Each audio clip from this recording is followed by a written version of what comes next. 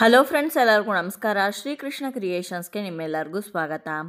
ಇವತ್ತಿನ ಈ ವಿಡಿಯೋದಲ್ಲಿ ಭಾದ್ರಪದ ಮಾಸದಲ್ಲಿ ಬರುವಂತಹ ಸಂಕಷ್ಟಹರ ಚತುರ್ಥಿ ಯಾವತ್ತು, ಯಾವ ಸಮಯದಲ್ಲಿ ಪೂಜೆಯನ್ನು ಮಾಡಬೇಕು, ಹಾಗೆ ಚತುರ್ಥಿ ತಿಥಿ ಯಾವಾಗ ಆರಂಭವಾಗಿ ಯಾವಾಗ ಅಂತ್ಯಗೊಳ್ಳುತ್ತೆ, ಹಾಗೆ ಅವತ್ತಿನ ದಿವಸ ಚಂದ್ರೋದಯ ಯಾವ ಸಮಯಕ್ಕೆ ಆಗಲಿದೆ ಅನ್ನೋದನ್ನು ಕೂಡ ಇವತ್ತಿನ ಈ ವಿಡಿಯೋದಲ್ಲಿ ನಿಮ್ಮೆಲ್ಲರಿಗೂ ತಿಳಿಸ್ಕೊಡ್ತಾ ಇದ್ದೀನಿ.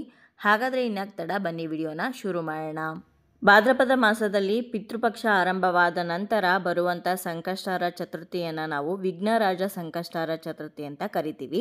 ವಿಘ್ನರಾಜ ಸಂಕಷ್ಟಹರ ಚತುರ್ಥಿ ಈ ವರ್ಷ ಸೆಪ್ಟೆಂಬರ್ 10ನೇ ತಾರೀಕು ಬುಧವಾರದ ದಿವಸ ಬಂದಿದೆ.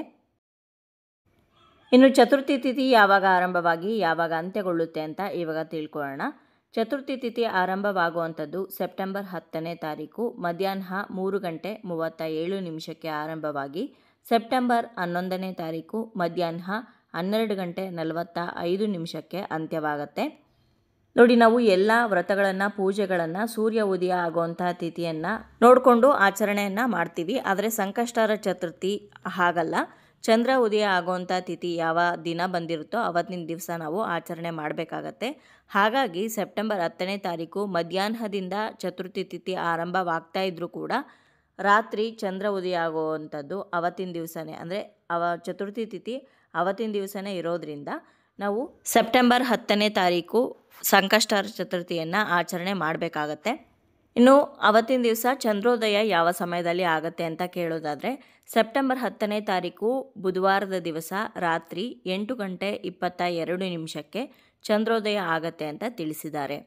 ಈ ಸಮಯದ ಹಿಂದು ಮುಂದು ಒಂದು ಅರ್ಧ ಗಂಟೆ ಮುಂಚೆ ಆಗಿರ್ಬೋದು ಅಥವಾ ಅರ್ಧ ಗಂಟೆಯ ನಂತರ ಆಗಿರ್ಬೋದು, ನೀವು ಒಂದು ಎತ್ತರದ ಪ್ರದೇಶಕ್ಕೆ ಹೋಗಿ ಅಲ್ಲಿ ಚಂದ್ರನನ್ನು ದರ್ಶನ ಮಾಡಿ ಚಂದ್ರನಿಗೆ ಅರ್ಘ್ಯವನ್ನು ಕೊಟ್ಟು ನಿಮ್ಮ ಉಪವಾಸವನ್ನು ಅಂತ್ಯಗೊಳಿಸ್ಬೋದು.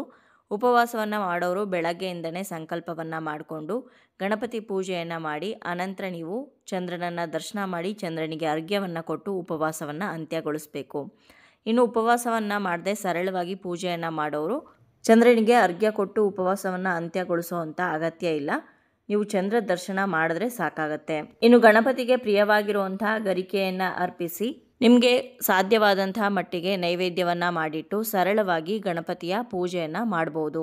ವಿಗ್ರಹ ಫೋಟೋ ಇಲ್ಲದೆ ಇರೋರು ಅರ್ಶನದಿಂದ ಅಥವಾ ಸಗಣಿಯಿಂದ ಗಣಪತಿಯನ್ನು ಮಾಡಿ ಅದಕ್ಕೇ ಪೂಜೆಯನ್ನು ಸಲ್ಲಿಸ್ಬೋದು. ಅಥವಾ ಸಂಕಷ್ಟಿ ವ್ರತವನ್ನು ಮಾಡೋರು ಕಳಸವನ್ನು ಸ್ಥಾಪನೆ ಮಾಡಿ ಕೂಡ ಪೂಜೆಯನ್ನು ಮಾಡ್ಬೋದು. ನೋಡಿದ್ರಲ್ವ ಸ್ನೇಹಿತರೆ, ಇವತ್ತಿನ ಈ ವಿಡಿಯೋದಲ್ಲಿ ಭಾದ್ರಪದ ಮಾಸದಲ್ಲಿ ಬಂದಿರುವಂತಹ ಸಂಕಷ್ಟಹರ ಚತುರ್ಥಿ ಯಾವತ್ತು, ಯಾವ ಸಮಯದಲ್ಲಿ ಪೂಜೆ ಮಾಡಬೇಕು, ಹಾಗೆ ಚಂದ್ರೋದಯ ಯಾವ ಸಮಯದಲ್ಲಿ ಆಗತ್ತೆ ಅನ್ನೋದನ್ನು ತಿಳಿಸ್ಕೊಟ್ಟಿದ್ದೀನಿ.